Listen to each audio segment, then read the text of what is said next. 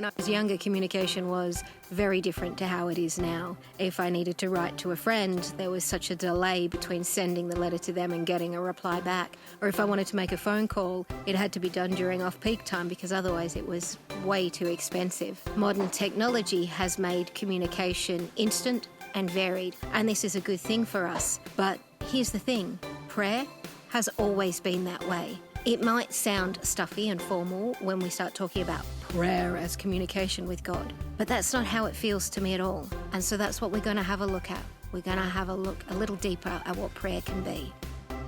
Relationships thrive when there is communication. Now, the nature of communication varies, and there are multiple elements that impact on said communication.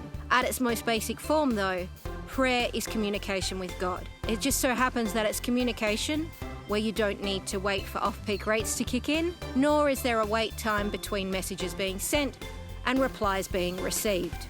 Prayer is something that can happen no matter where you are, no matter when you are. It can happen any time of the day, any day of the week. Because this is all about pushing in deeper, I want to go beyond a simple definition of prayer. But I have often found that definitions are a really good place to start. The dictionary defines prayer as a solemn request for help or an expression of thanks addressed to God or another deity. Or it is an earnest hope or wish. See, to me that sounds a little bit blah. Hopes, wishes, thanks and help. It seems shallow, not a good way of looking at things. It seems very narrow to me. So I then went looking for a biblical definition of prayer. And this is what I found. Prayer is an act of worship that glorifies God and reinforces our need for Him. Okay, worship is reverence and adoration, and I get that. And yet still somehow this definition does not capture what prayer really means to me. It took me a while to figure out what I thought was missing from these verses. Then it hit me upside the side of the head like a wet fish. See, effective communication to me is a two-way street, and so many of these verses seemed one-directional. And I got to thinking what this might be, what would cause this. And so I thought I'd have a look at the source. And as I looked at things in the Bible, because there are plenty of verses about prayer there, I wrote down 16 as a quick overview. And then I had a look at them a bit more closely, and I discovered that 4, that's right, 5 if you count listening as a two-way component, had elements of prayer being two-way communication.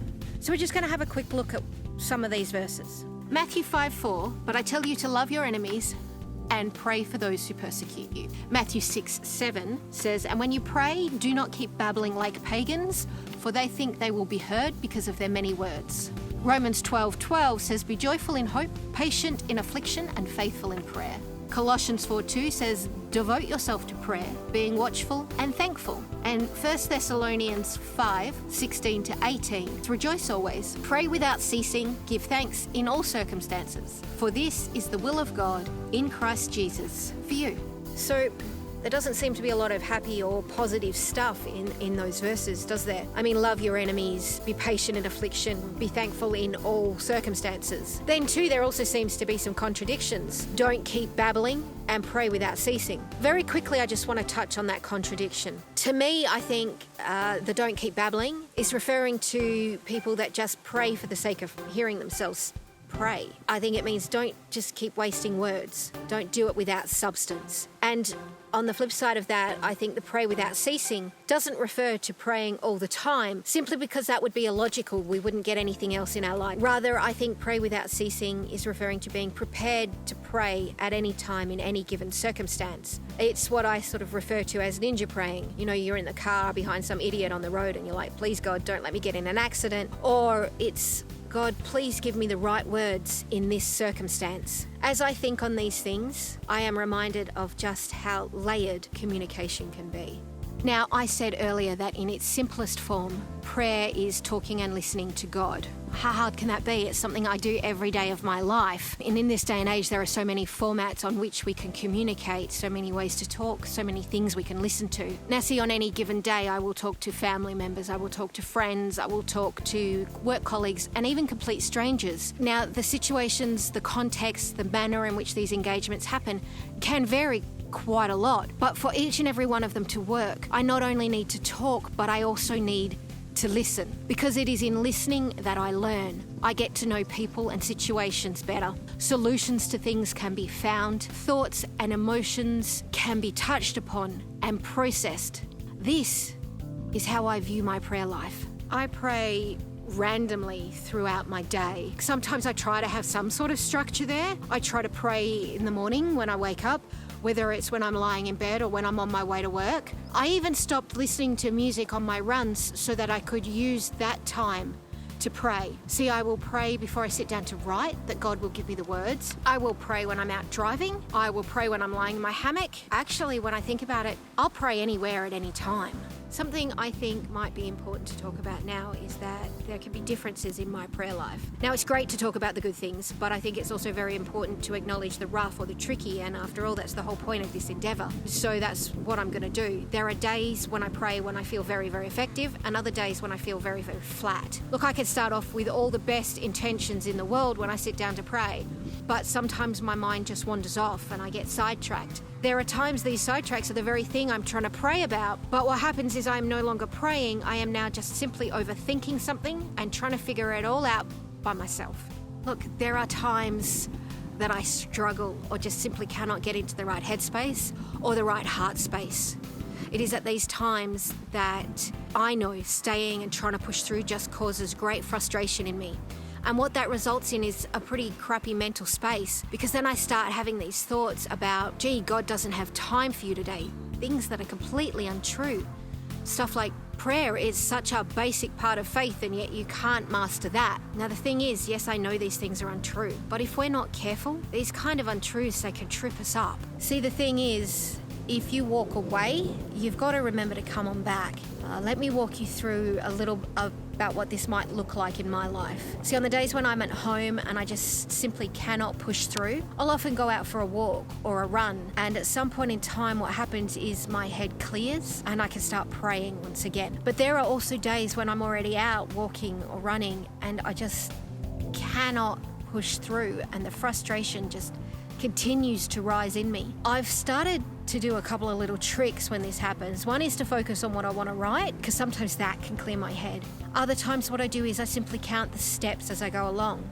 Having something very precise to focus on sometimes has the effect of clearing my head, and those frustrations then evaporate and I can start praying once again. Of course, the flip side to walking away is pushing in hard and forcing myself through. There are definitely days when I know I have to do this. It's like I am in a fight and I am damned if I am going to give up. Again, I can actually relate this to my exercise regime. There are days when I can go out and run 5Ks, but there are some days where I just struggle, where even 2 is hard. What I choose to do on those days is I don't change my path. Rather, I run for as long as I can, whether that's 2Ks or 3Ks, and then I finish my course by doing interval work, which basically means I walk for a bit and then I run for a bit. In this way, what I do is I push through the barrier that's there and I am still able to attain my goal. Sometimes prayer is just like that. You just have to keep pushing and you'll get there. Here's a really hard truth. Sometimes it is our own hurts that we need to push through. It is our own hang-ups that are holding us back. I know that there are probably times when God is doing a work in us that we may not want to be honest about. So we put a block there where there should not be one. In life, I know that there are some days that I just simply cannot face talking to certain people. And then there are other people that I literally have stopped talking to just because time has got away from me. I want to talk to them, but I just don't know how to open that door anymore. Now, see, I've experienced both those things in my prayer life, in my faith. There have been times that I know God's wanted to talk to me about something. I just have not been able to face it for whatever reason. Also, there have been times when my prayer life has been far more sporadic because my faith has been far less active. The thing is, I think when we pursue God more actively, that is when our prayer life can just open up and blossom. For as simple as prayer is at its core, communication with God, the more your relationship with God develops, the more your prayer life can change. It's no different really to a relationship with someone that you have over a long period of time. The more you know each other, the more the way you communicate can change. Now, what I want you to do is I want you to go away and I want you to think about if there's anything God wants you to work on in your life, or if there is something that you're hiding from. I want you to really have a think about what your prayer life looks like and if there's anything you want to change, because it is in knowing these sort of things where our relationship with God can deepen and our faith can strengthen.